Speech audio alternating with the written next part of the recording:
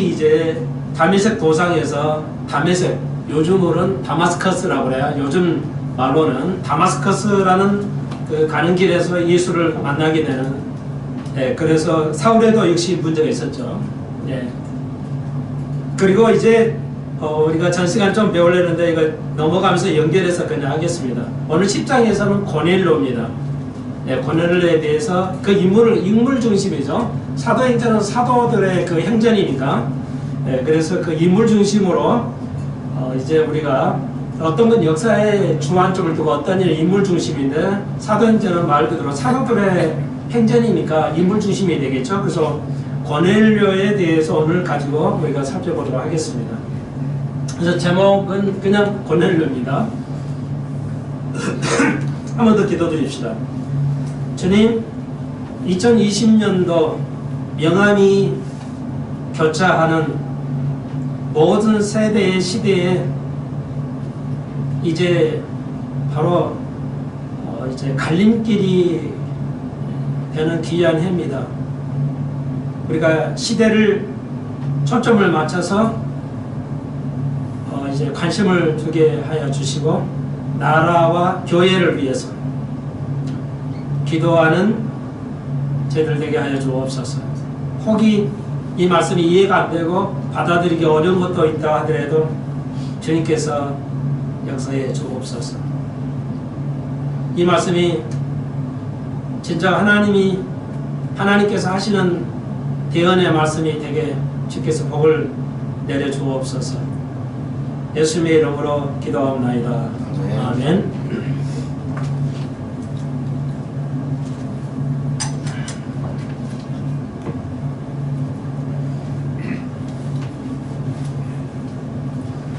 네, 이제 계속해서 그렇게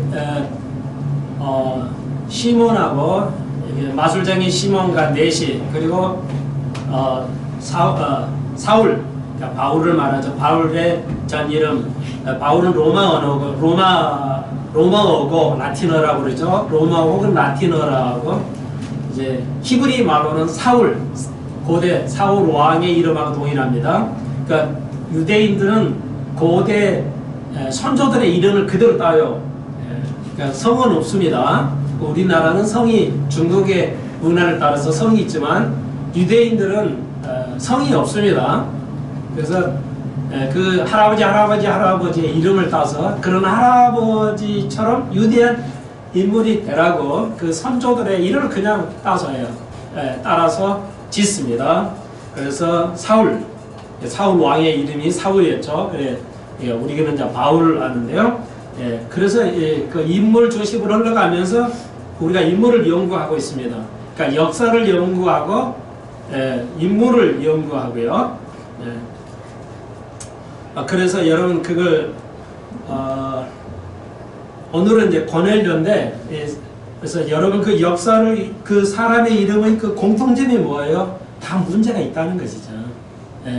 문제 없는 나라, 문제 없는 교회, 문제 없는 개개인은 없습니다. 소목사도 문제가 있어요, 많이. 그러니까 그래서 그 각가지의 환경에서 넷이라든지 또 넷이, 또 시몬, 그리고 사울, 바울이라는 사울도 역시 문제가 있었어요. 뭐가 문제가 있어요? 문제가 있죠. 사람마다 각가지 문제가 있어요. 그 문제가 그거 문제 통해서 변화되는 거죠. 뭔가 깨달아가는 것이 사도행전이라 할 수 있습니다. 그러니까 한마디로 사도행전을 압축하자면은 깨달음이죠. 그러니까 유명한 사도 바울도 깨달아야 되고 이렇게 예수를 만나서 변화된다면은 그게 9장에서 우리가 배운 거라면 저와 여러분은 얼마나 많이 변화되고 깨달아 가야 될 거냐 앞으로, 그거예요. 도전이죠. 그걸 좀 여러분이 주의 깊게 좀 생각을 해 주셨으면 좋을 것 같네요. 여기 고넬료라는 사람이 있어요. 1절에 가이사라라는 그 해변가의 유명한 도시인데, 해변 도시인데, 이달리아 데라 하는 군대의 백부장이라. 예.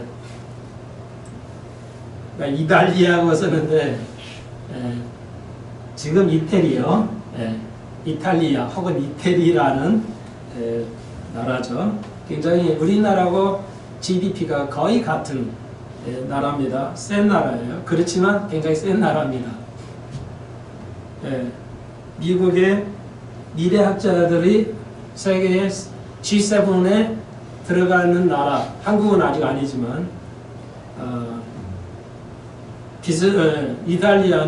이태리는 G7에 들어가는 굉장히 센 나라입니다. 경제적인 어려움을 겪었기는 했지만 그것도 그냥 좀 사회주의를 너무 심하게 하다 보니까 좀 그런 어려움이 겪었었지만 아무튼 그래요. 이탈리아 요즘은 우리말식으로 요즘식으로는 이탈리아라는 군대의 100명을 거느리는 군대 장관이었다 할 수가 있습니다. 그러니까 이탈리아니까 뭐예요? 유대인이 들어와서 그 당시에는 로마가 지배를 했었어요. 그러니까 로마가 지배했고 유대인들은 그 로마의 속국이 되어 있는데 자치권 인정을 받았어요. 아직 독립은 못했고 그러니까 독립은 못하고 이스라엘은 로마의 속국인데 그 이탈리아가 또 와서 또 여러 나라들이 와서 지배하고 있는 그러니까 전 세계 모든 사람들이 독재자들이 세계를 지배하고 싶어 하죠. 미국 대통령도 미국만 지배하고 싶지 않고 세계 전체를 지배하고 싶은 건데 그가 어느냐 그 나라에 그러면 세계를 지배하는 수도가 어디냐 뉴욕이 아니고 예루살렘이 날 수 있어요. 나폴레옹도 예루살렘을 지배하려고 했고 로마도 우리가 알다시피 로마도 십자군을 보내서 세계의 도시 수도를 예루살렘으로 하였죠. 자, 그리스도 역시니 수도를 예루살렘으로 잡을 거예요. 그러니까 우리가 이걸 잘 알아야 됩니다. 여러분이 제가 늘 반복하지만 설교는 반복하는 거예요. 반복을 안 하면 여러분은 배울 수가 없습니다. 잃어버려요. 그러니까 오해는 좀 하지 마십시오. 저도 상당히 굉장히 그 작은 틀, 큰 틀을 생각하는데 왜 반복하냐 손목사가. 여러분이 손목사가 원하는 대로 설교를 했어요. 그런데 그거를 순종을 하지 않아. 따라오지 않아. 그럼 계속 손목사는 어쩔 수 없이 반복할 수밖에 없다는 것도 그런 면도 있다는 것이죠. 그래서 이탈리아가 또 유대인을 지배하고 있었어요. 사도 시대 때도 또 로마도 지배하고 이탈리아도 날아와서 지배하는 좀 권력적인 거죠. 자치권은 가지고 있었지만 물론 그렇지만 모든 자치권은 아니에요. 사형제도 이런 건 로마가 가지고 있고요. 유대인들이 유대인을 죽일 수는 없어요. 로마법 유대인 율법으로는 죽일 수가 있지만 이것도 다 그냥 사형권 이런 건 다 사법권은 다 로마가 가지고 있었기 때문에 그냥 자치만 좀 하는 정도였어요. 그러면 이방 사람이죠. 그래서 이제 10장에서부터는 사도행전 10장에서부터는 9장까지는 어떻게 됐든 간에 유대인들 안에서의 사역들, 유대인 복음이 점점 퍼져나가는 과정인데 9장까지는 이제 유대인들을 중심으로 변화가 일어나는 복음이 점점점 예루살렘으로부터 점점 퍼져나가고 있는 과정을 여러분이 그리셔야 돼요. 그러면서 이제 이방인 이제 10장에서부터는 정식적으로 이방인 사람들이 언급되고 고넬료라는 이방 사람, 그것도 적군이죠. 어떻게 보면 적군인데도 이게 성경에 하나님의 복음의 사역에서 기록되고 있어요. 이거 굉장히 중요한 건데 여러분이 잘 이해 안 되는 건 잊어버려요. 그리고 내가 아는 것만 맨날 설교하시냐 이럴 수도 있는데 그럴 수도 있는데 이건 제가 잘 기억을 하셔야 돼요. 자, 10장에서 그래서 복음의 사역이 유대 사회에서 이제 더 이방인까지 퍼져나가는 과정이라는 것을 기억하셔야 됩니다. 그래서 하나님의 사역은 두 가지예요.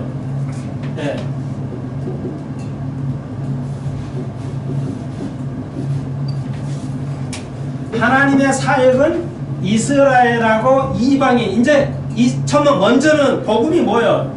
네, 이스라엘로 시작했어요. 복음이. 그건 분명해요. 이거 굉장히 중요해요. 그러니까 복음이 이스라엘로 그러니까 유대인으로 예수는 유대인으로 왔어요. 예, 뭐 이방인으로 오고 뭐 그런 그게 아니에요. 절대 유대인으로 왔어요. 예수는 유대인으로 왔고 복음이 유대에서 이제 예루살렘에서 출발하기 시작합니다. 그리고 이제 10장에서 고넬료라는 이방인을 통해서 이제 또 우리가 그래서 이건 뭐냐면 하나님에는 양면을 다루고 있어요. 하나님의 사역은 양쪽 면을 다룹니다. 뭐 유대인 이스라엘하고 이방인의 세계, 이 두 개의 세계, 이게 하나가 아니에요.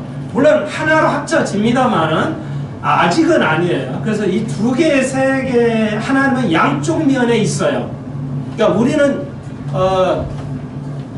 어느 한쪽으로만 가려고 해요. 그러니까 이게 이제 우리 인간의 고정관념이고 이게 이제 우리가 배울 베드로의 고정관념 중에 하나인데 어쩔 수 없어요.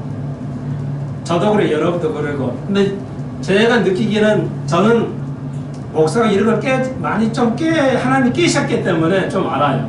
고정관념을 좀 타파해 가는 걸 알고 여러분은 어떤지 모르겠네요. 객관적으로 내가 파악을 못하기 때문에. 그러니까 이스라엘과 하나님의 사역은 양쪽의 사역을 한다는 걸 기억하셔야 돼요. 이걸 합쳐지게 되면 복음은 엉망이 되고 현대 교회들이 이걸 이해하지 못하고 있습니다. 100%는 아니니까요. 그러니까 일반적으로 주류로는 그렇다는 거예요. 그러니까 메인스트림으로는 그렇게 된다는 겁니다. 그러니까 이게 그러니까 복음은 이스라엘을 통해서도 가고 이방인을 통해서도 간다는 거예요. 이건 굉장히 성경을 이해하는데 절대적으로 중요합니다. 제가 이거 한두 번 말한 게 아니죠. 수십 번, 수백 번, 앞으로도 수천 번 얘기해야 할 일이에요. 그러니까 여러분 좀 그렇게 이해하셔야 됩니다. 그래도 물어보면 여러분 답변 잘 못 하시잖아요. 자, 그러니까 이제 엄청난 사건이죠. 그래서 뭐예요? 왜? 유대인들은 지금까지도 뭐예요? 이방 사람은 구원이 없어야 되지 않냐? 유대인들에게만 하나님이 구원을 주신다고 생각한 것이 지금까지 유대인들의 생각이에요. 그러니까 무서운 겁니다. 이게 그 고정관념이 이게 이렇게 어마어마해. 저의 소망은 오래 먹기의 소망이 아니라 똑같아요. 저는 여러분의 고정관념이 많이 깨지는 거. 그냥 제가 할 수 있는 건 아니고요. 하나님이 하시는 건데 알려만 드릴 뿐이에요.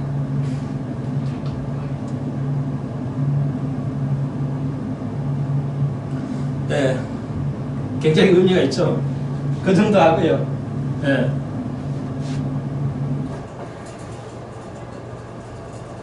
결론을 좀 여러분 이해를 쉽게 해드리기 위해서 결론을 먼저 말씀을 드리면서 가는 겁니다.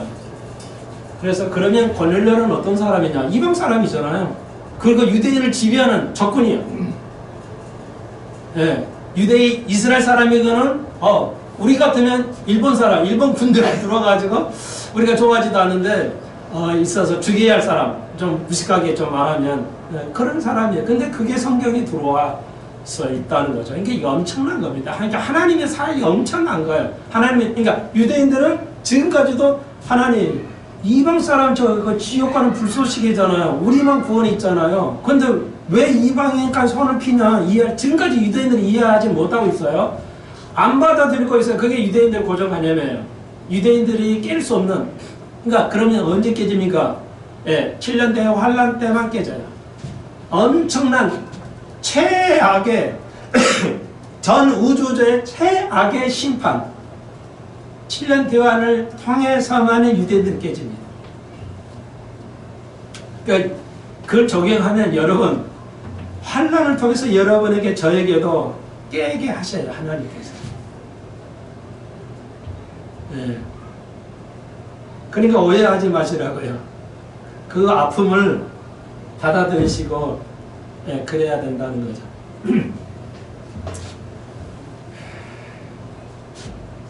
그러니까 유대인들이 상상할 수 없는 것, 적군의 백부장 고넬료를 하나님께서 찾아가십니다. 고넬료가 믿으려고 하는 게 아니라 찾아가요. 하나님께서 먼저 계시해주고 찾아갑니다. 그래서 베드로를 통해서 고넬료의 가정을 구원하기 위해서 찾아가는 겁니다. 오늘 그 얘기예요. 근데 뭐 이렇게 서두가 길고 복잡하냐? 이게 그냥 읽고 그래 하나님께서 구원 베풀으셨어요. 이런 끝이면 아무 의미가 없어요. 성경은. 여러분의 살과 뼈가 안 됩니다. 그래서 설교가 필요한 거고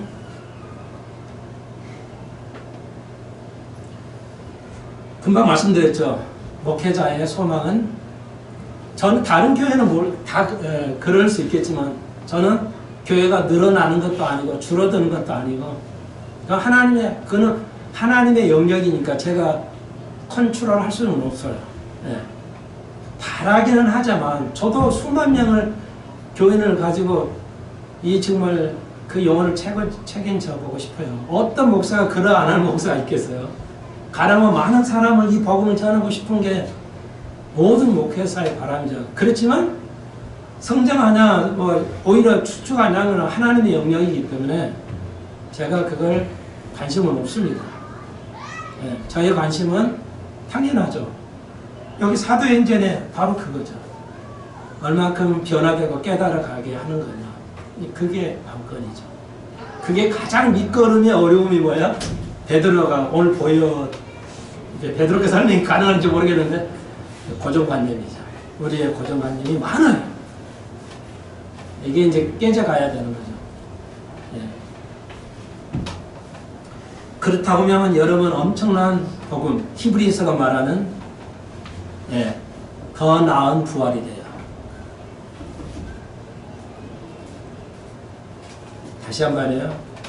고정관념이 성경적으로 깨져가면 그게 왜 필요한가요? 우리 구원받았는데 그러면 구원받았는데 우리가 고정관념이 깨져야 된다면은 왜 빼져야 될까요? 제가 왜 그걸 목회자의 유일한 소망으로 본다고 그러죠? 히브리서가 말하고 있죠. 더 나은 부활이 있다는 겁니다. 우리 수변성교회는 더 나은 부활을 향해서 가는 거지 그냥 우리 구원받았으니까 여기가 좋사오니 그냥 여기서 베드로가 고백을 사는 거 그거 아니에요. 여러분 까딱 잘못하면 우리가 2단이 될 수 있는 거 3단이 될 수 있는데 그 중에 하나가 뭐냐면 이런 거예요. 이 땅에 어떻게 살든지 하나님의 천국 가고 지옥 가는 거 천국만 가면 된다. 이것은 영지주의입니다. 2단의 교리예요. 무섭게도 우리가 한 발짝 더 나가거나 한 발짝 더 안 나가게 되면 심각한 오류에 빠지게 돼요. 다른 말로 말해 구원의 관련을 구원하고 밀접한 관계를 가질 수밖에 없는 상황이 빠져요. 그래서 목사는 성경에 우리가 사도행전이 뭐야? 목사는 성경 공부에 전무하리라. 그러니까 여러분이 목사를 도와주셔야 돼요. 전무할 수 있다. 그렇게 안 하죠. 그러니까 어떻게 하면 전무하는 거죠? 여러분이 성경 공부하고 성경을 물어보십시오, 목사에게. 그럼 목사는 성경을 또 공부할 수밖에 없겠죠.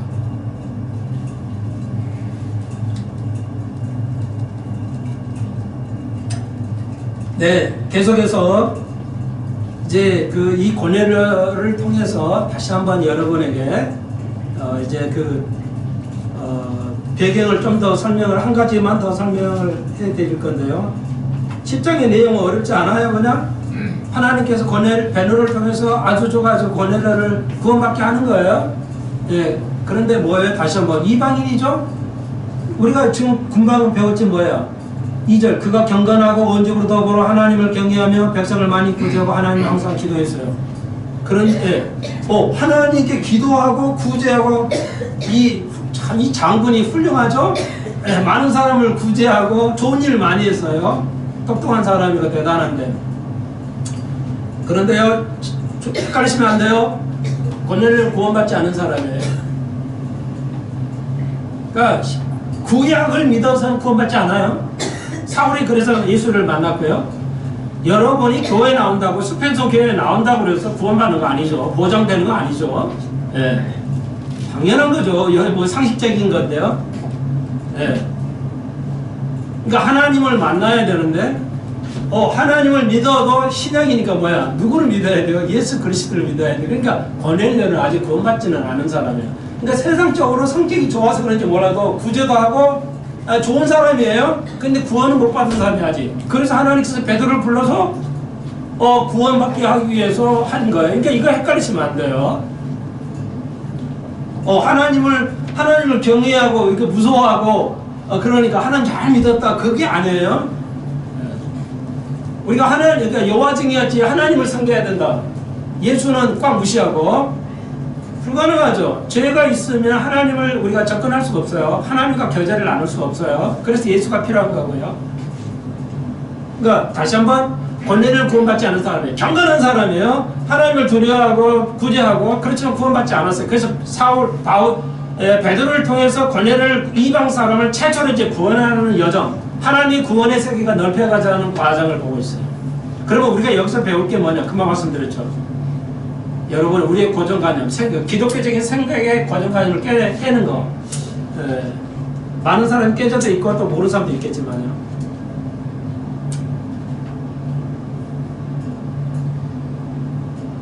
여러분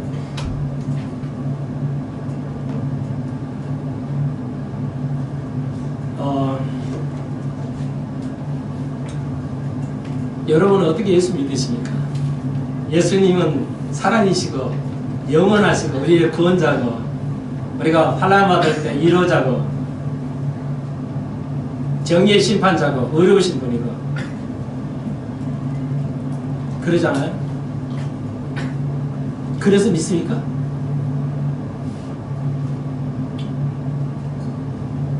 대답해보세요.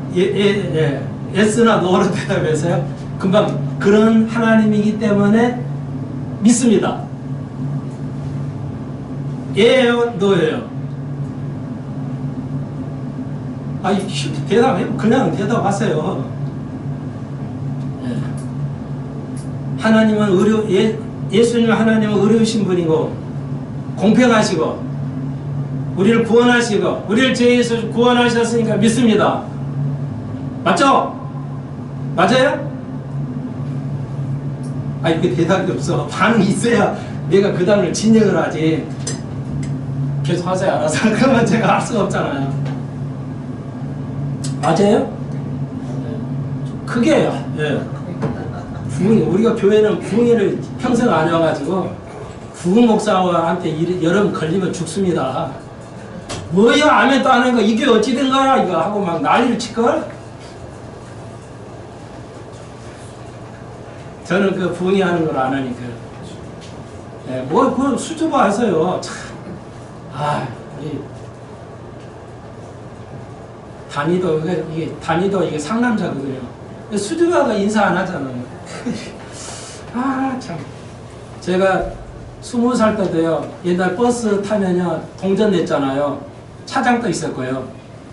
여자 차장한테 동전을 이렇게 버스지. 저도 호종원에서 돈을 세가지고 이렇게 보여서 여자 차장에게 돈 주는 게 그렇게 부끄러워가지고, 그럼 못했어요. 속에서 이렇게 막 돈을 세가지고 차장 아가씨한테 얼른 주고 내렸어요. 이거 내는 것 자체도 창피한 거야. 제가 그렇게 수줍어했어요. 그게 이해는 돼. 내가 알겠어. 나도 옛날에 그랬습니다. 근데 하나님이 사람들 앞에서 쓰게 하셨으니까 기적입니다. 여러분이 저를 과거를 모르니까 그렇지. 제 과거 아신 분은 저는 지금 목사 되니까 기적이에요. 목사할 수 없는 사람입니다. 겸손 떨리는 게 아니에요. 진짜. 성격도 그렇고 모든 걸 봤을 때 목사 할 수 있는 요건이 하나도 없어요. 겸손 떠는 거 아니라니까요. 그러니까 하나님의 자 들어가 봅시다. 자 이건 너무너무 중요한 거예요. 그래요. 우리 하나님은 우리 죄를 위해서 대신해 죽으시고 여전히 하나님은 살아계시고 우리가 영원하고 우리는 죽지 않고 영원히 살 것이고 그런 하나님 믿으니까 그런 하나님이니까 우리 교회 다니죠. 힘들어도. 세상살이 하고 싶은 거 다 못하고도 그렇게 하죠. 예, 나도 여러분의 마음에 저도 똑같아요. 똑같습니다. 자, 이제 물어볼게요. 이제 질문이 중요해요.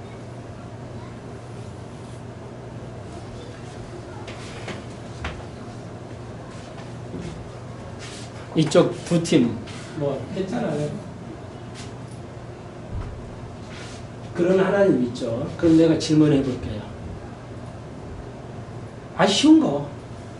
목사만 아니까 그 성경 깊은 거, 그런 얘기 나는 안 하죠. 여러분 다 아는 거예요. 아담과 하와가 있어요. 아담이 있어요. 아담이, 우리가 지금 고통을 받는 건 뭐예요? 온 인류가 고통받는 거 아담의 죄 때문이라는 걸 알고 있어요. 내가 반문해서 묻는 겁니다. 그래. 우리가 볼 때 아담 이놈은 나쁜 놈, 이제 좀 거친 말 할게요. 이 나쁜 새끼야. 왜? 아담 하나 때문에 모두가 죄를 져서 우리가 이렇게 고통을 당하잖아. 그래. 성경이 그렇게 가르치고 있어. 나는 여러분이 그렇게, 나도 그런 여러분 같은 믿음을 가지고 말해요. 근데 자, 한 가지를 생각해 보자는 겁니다. 우리 고정관을 깨기 위해서. 하나님께서 아담을 창조하셔서, 아담과 하와를 창조하셔서 그랬죠. 죄를, 선악과를 따먹지 말라고 선악과를 만들어 놓고 선악과를 따먹으면 안 된다고. 따먹으면 죽는다고 말씀하시고 선악과를 만들고 아담을 만드셨어요. 근데 아담이 따먹었죠. 죄 질 걸 하나님이 알으셨어요? 몰랐어요? 당연히 알았겠죠. 몰랐으면 신이 아니잖아요. 그죠? 여러분 이런 거 생각해 보셨어요? 그러면 우리가 하나님께 물어봅니다. 당신은 진짜 의로우신 분이냐고. 당신 진짜 이런 생각을 해보세요. 지금이라도 해보세요. 하나님, 당신 의로워요? 분명히 당신 아담이 죄를 져가지고 모든 인류가 고통을 당할 거 아시면서 왜 아담을 죄를 짓도록 만드셨습니까? 그렇게 질문 안 해보셨어요? 질문해 보시라고요. 그런 하나님이야. 그 하나님 이해할 수 있겠어요, 여러분? 어느 누구도 이해 못할 겁니다. 저도 이해 안 되겠어요. 이해되죠? 제가 하시는, 지금 말씀드린 게 이해가 되죠? 무슨 얘기인지 이해가 되죠? 아니, 자, 그러나 보세요.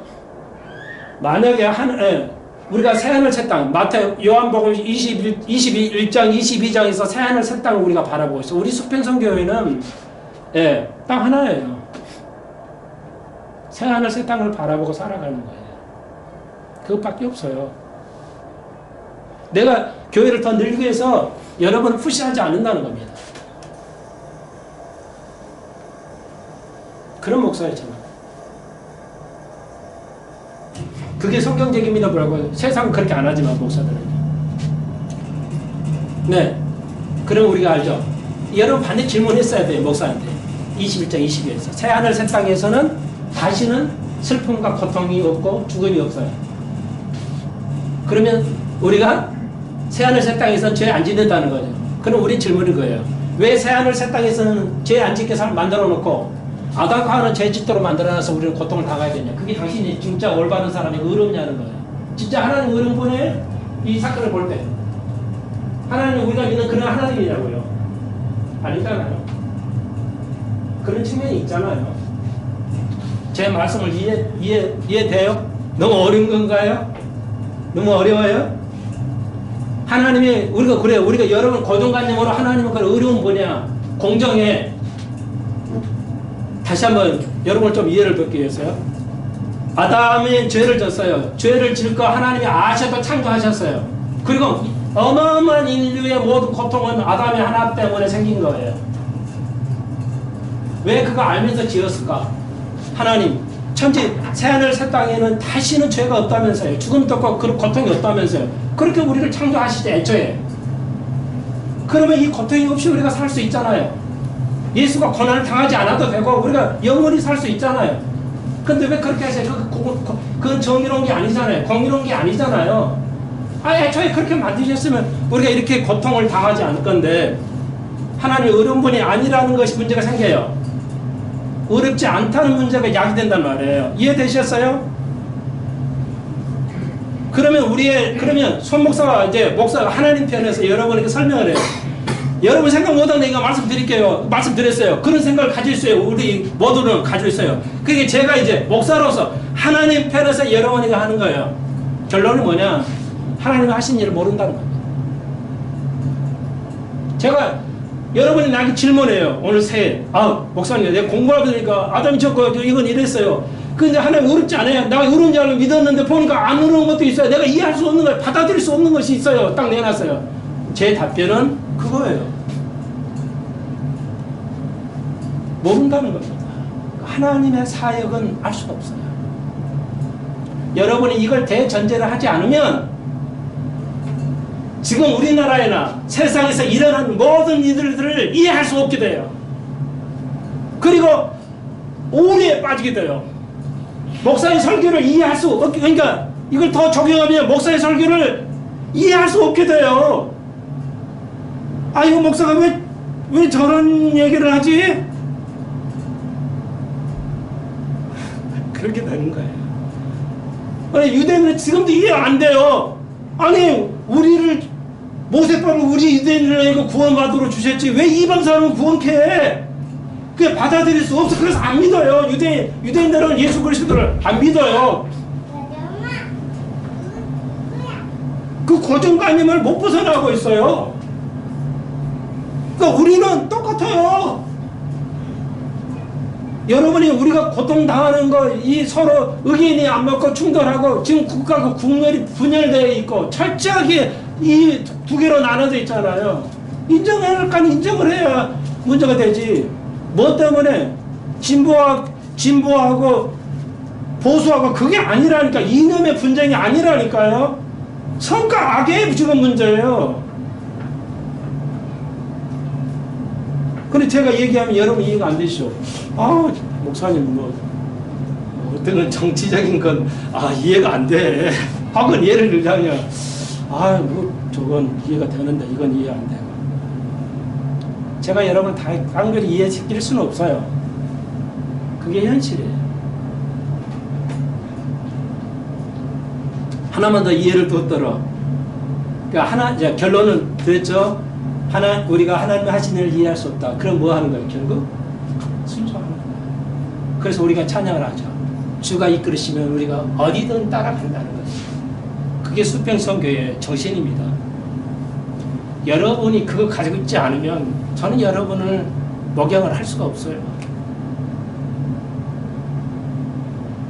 하나님도 여기까지 다 설명해 갈 수는 있지만 제가 여러분을 믿음으로 목장으로 끌고 갔어요. 양은 목자가 끌어가는 대로 가야만 돼요. 그래서 노래하잖아요. 다시 한번 주님이 이끄시면 내가 어디든지 따라가리라고 찬송하잖아요. 왜? 이해할 수 없기 때문에. 부모가 자녀를 이끌어갑니다. 이거 해라 저거 하라. 아이가 다 이해할 수 없어요. 불가능하죠. 그래서 왜? 그럼 뭐가 필요해요? 순종하고 따라가는 것밖에는 소용이 없어요. 방법이 없다고요.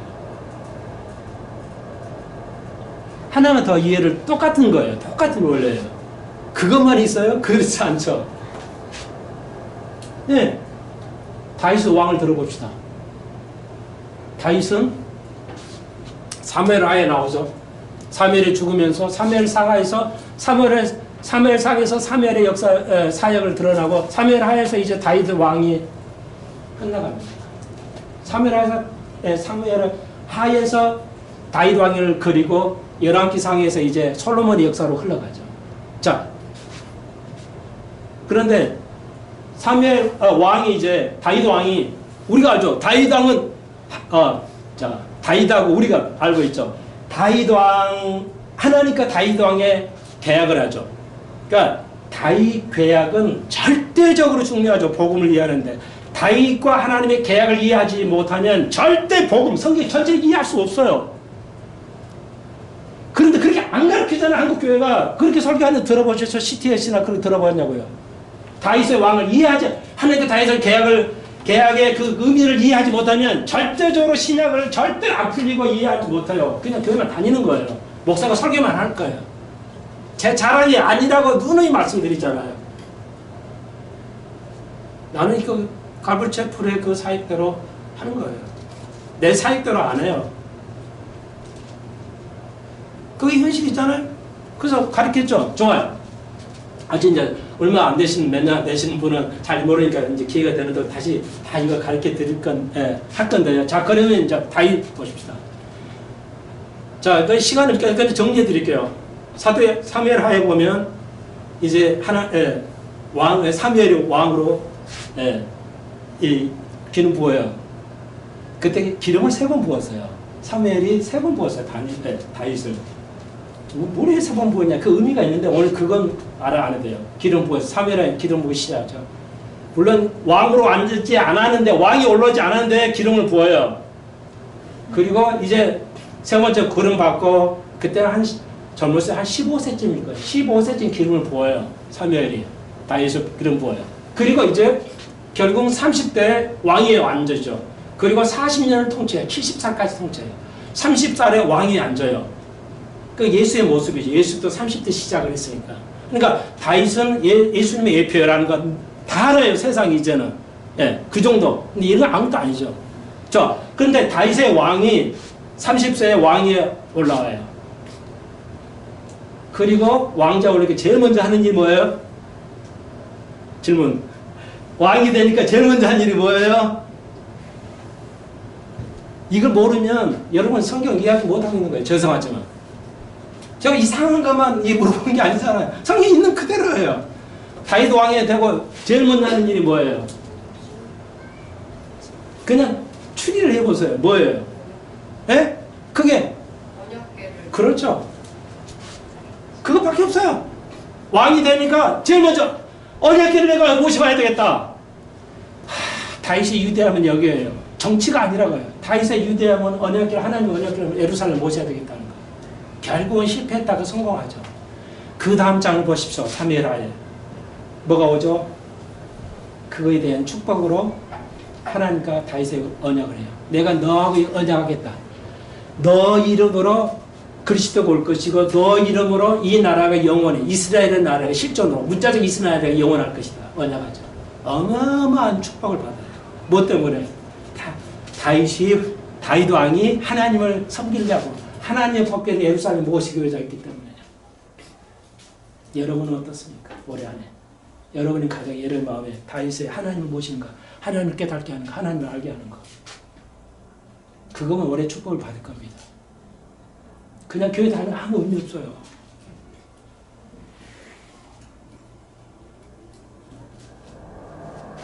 좋아요. 오늘 얘기한 게 그게 아니니까요. 그리고 그 다음 장에 가서 다음 장 가면 전쟁을 하죠. 다윗 왕이 승리를 해요. 그 다음 장에 가시면 뭐가 해요? 바로 바세바의 사건이 나와요. 곧바로 바세바의 사건이 와요. 자, 봐요. 여러분 알다시피 다윗 왕이 그때 나이가 한 40세고 바세바는 한 25살쯤이에요. 그때 그 관계가 집니다. 그러니까 얼마나 40세 정도의 다윗 왕이 한 25세 가장 아름다운 이뻤던 바세바를 보고 충분히 그럴 만하죠. 그게 그래서 결국은 우리가 알다시피 바세바를 얻기 위해서 그 남편을 군대에 보내서 제일 전방에 보내가지고 죽이죠. 살인마예요. 요즘 말로. 여러분 속 시원하게 해야죠. 내가 다윗왕 좋습니다. 그럼 아무 말도 안 해요. 진짜 나쁜 놈인데. 다윗왕 엄청 나쁜 놈인데, 내가 다윗왕 얘기해도 그건 나쁜 놈 이렇게 안 하잖아요. 여러분 뭔가 인식이 잘못되어 있다는 거죠. 목사님, 다윗 나쁜 놈이잖아. 왜 나쁜 놈이죠? 한국에 있는 어떤 목사보다 나쁜 놈이죠. 그렇죠? 한국의 어떤 목사가 여러분이 한국의 나쁜 목사를 내가 뭐라고 하지 내가 이렇게 부추기거나 그러고 싶지 않아요. 추워도. 근데 생각해 보세요. 다윗왕, 그는 더 나쁜 놈이죠. 한국 목사, 어떤 목사가 사람을 죽여요? 안 죽였잖아요. 근데 다윗왕은 뭐예요? 사람을 불법으로 죽였죠. 아내를 취하고 그 남편을 전장에 보내서 죽이게 하는 살인마잖아요. 자, 이건 아시죠? 여기까지. 자, 문제는 제가 질문 똑같은 거예요. 그런데 우리가 보듯이 평생에 왕을 40년 통치했는데 살인마가 어떻게 왕을 간음도 하고 살인을 했는데 어떻게 왕권을 가질 수 있냐? 내려와야 되지 않아? 우리가 생각할 때는 그렇죠? 내려와야지 당연히. 부적합하잖아 지도자로서. 그런 목사 있으면 여러분 가만히 있겠어요? 목사 내려와 이래야지 당연히 하는 거죠. 저도 그렇고 다 당연히 도움이 되는 거예요. 근데 성경 어디에도 하나님께서 그것 때문에 왕을 내려오라는 말도 없고 하나님도 그렇게 하시지 않았어요. 그럼 우리가 이걸 어떻게 볼 거예요? 하나님이 정의로운가요? 하나님은 공정한가요? 물론 있어요. 하나님께서 죄의 대가를 물어요. 그러니까 바세바 첫 번에 낳는 아이를 다윗하고 바세바에서 첫 번에 낳는 아이를 하나님 죽이시죠. 그 벌로. 그리고 두 번째 낳은 아이를 솔로몬으로 왕으로 선택하는 거 아시죠? 이제 다시 한번요. 하나님의 정의로운가요? 우리가 인간적으로 생각할 때는 맞지 않아요. 이해할 수 없어요. 이해할 수 없어요. 그런데 하나님이 그렇게 사역을 하셨어요. 결론은 뭐예요? 다시 한번. 우리는 하나님의 사역에 대해서 이해할 수 없다는 거예요. 너무 하나님의 사역이 너무 복잡하고 다단하고 넓어서 끝이 없어서 우리가 이해할 수 있다. 그러면 결론이에요. 그러면 우리가 노래하듯이 주님이 어디로 이끌어가든 나는 따라가리라. 그것이 성경이 말하는 것이고 오늘 올해 안에 우리 수평선 교회가 여러분이 가야 할 것입니다. 이해가 안 되더라도 순종하고 갈 수밖에 없잖아요. 어떻게 하겠어요? 그게 여러분 입장에서 굉장히 어려운 거예요. 그래서 제가 가령 예를 들어서 이거 잘못된 거예요. 그럼 목사님 그건 이해가 돼요. 이건 이렇게 해야 돼. 이건 이렇게 하면 안 됩니다. 그건 이해가 안 되는데 그러면 어떻게 하겠어요? 제가 뭔 수로 설명을 하겠어요? 그런 어려움이 예수님도 가지고 있었고 저도 그렇다는 겁니다. 나는 이제 알아요. 예수님이 하나님의 사역에 그렇게 나를 이해할 수 없게 우리를 끌고 가는 거 알기 때문에 순종하고 따라가는 거죠. 여러분도 바라기는 예수님이 어디를 끌고 가든 무엇을 하든지 그분을 믿고 따라가겠다. 이런 거라면 수목사의 그 바람은 더 이상 못 바랄 게 없죠.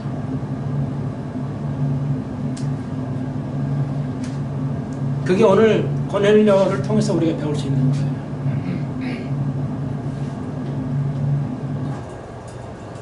고넬료를 구원받지 아직 못한 사람이에요. 사회적으로는 좋은 일을 했지만 여전히 믿음으로 그래서 베드로가 필요했어요. 근데 다음 시간에 배워야 될 것 같은데 베드로의 고정관념이죠. 베드로야 저기 내가 구원을 시키려고 하는 사람 이방 사람이 있어. 그래서 꿈을 보여줬죠. 동물이 나와요. 이제 이게 그 다음에 9절로부터 동물이 베드로가 꿈을 기도하는데 꿈속의 비전을 통해서 동물이 나와. 너 이거 먹어? 그러니까 뭐예요? 베드로가 아니 저거 먹는 거 그 율법이 안 돼 있는데 율법이 못하게 돼 있는데 불법이 안 되잖아요. 그러니까 여전히 과거의 그 고정관념을 안 되잖아요. 내가 깨끗게 했다고 하잖아. 근데 왜 안 먹어? 지금 성령이 충만하고 10년 된 후에 베드로도 여전히 고정관념을 가지고 있어요. 문제를 가지고 있어요. 베드로가 할 수 없이 가요. 베드로 가요. 그리고 이제 베드로가 고넬료를 안수를 주고 나중에 깨달아가지고 하나님이 이렇게 쓰셨다는 거구나. 나를 깨우쳐 주셨구나. 알게 되죠. 그게 사도행전 오늘 10장 얘기예요. 아무것도 안 해요. 같은. 근데 우리 교회는 그래야 돼요. 갈부채플 그 사역대로 그게 가장 성경적이야 가르침이었다는 거. 그러니까 그건 하고 그거에 대해서 그 기둥은 저는 변함이 없다. 나는 하나님 앞에 확신해요. 여러분이 인정하든 안 하든 저는 하나님 앞에 확신합니다. 그 기조는 변함이 없다. 그래서 참고적으로 여러분이 좀 오해도 하시고 또 뭐 이렇게 생각할 수도 있었는데 그러니까 말씀을 제가 언급을 안 할 수는 없는데, 그러니까 지금 사역 10년 동안 뭐 넘게 사역하는 거 그대로 해왔어요. 근데 지금 이제 이 새 정부가 생기고 우리가 알다시피 동성결혼 합법화 같은, 예를 들면 그것이 이제 생겼어요. 그 전에도 시도가 약간 있었고요. 그렇지만 이게 이제 일반화돼 버리고 이걸 하려면은 이제 헌법을 바꿔야 되거든요. 헌법에서 인정을 안 되게 돼 있어요. 그러니까 헌법을 바꿔야 돼요. 그러니까 그런 과정으로 가고 있다는 것을 봐고, 나는 그 확신을 가지고 있기 때문에 이런 건 이렇게 하면 안 됩니다. 이건 하나님의 마지막 보류입니다. 그리고 우리가 그걸 지지하면 안 됩니다.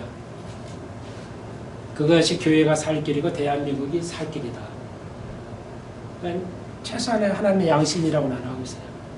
이걸 솔직하게 가르쳐야 할 것 같아서 제가 지금 이틀 동안 잠을 못 자고 권해하고 있습니다. 그러나 성경적에 분명하잖아요. 그러니까 여러분 이해 안 되는 거 있어요. 이건 이해가 되는데 이건 이해가 안 돼요. 나는 하나님이 하신 일은 아무도 알 수가 없다는 거죠. 당신이 하나님이 아니잖아요. 맞아요. 성목사는 하나님이 아니에요. 그래서 하나님을 뭐라고 그래요? 목자장이라고 해요. 목사는 목자라고 그래요. 여러분은 양떼. 목자장이 하는 대로 목자는 따라갈 수밖에 없어요. 나는 이 틀에서 벗어난 적도 없고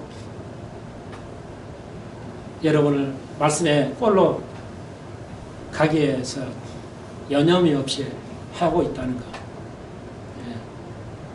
그런 겁니다. 그걸 여러분이 깨달으시면 이제 성경이 보기 시작하죠. 제가 오늘 두 가지 예를 들었지만 고넬료까지 성경은 다 그거예요. 이해할 수 없는 것들이에요. 근데 진짜로 여러분이 하나님이 어렵다고 진짜 정당하다고 믿는 거냐? 나는 질문합니다. 여러분. 아닐 것이다. 사람을, 어떤 사람도 어떤 이도 함부로 판단하지 마십시오. 하나님은 악인도 쓰시고, 그러니까 내가 아니에요. 하나님은. 그 고넬료, 이스라엘을 지배하는 적군이죠. 적군 왕인데, 적군 장군인데 이분을 구원을 하게 하셔요. 누구를 통해서?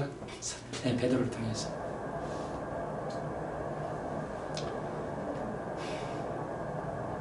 하나님은 그래서 멋진 분이에요. 우리의 생각을 초월해 있는 분이니까요. 우리가 할 일은 오로지 순종하는 거예요. 거기에는 나는 동의하기를 바랍니다. 그래 목사님, 무조건 목사님이 옳다는 것 전제하에 따라가겠습니다. 그게 하나님이 원하시는 겁니다. 기도드립시다.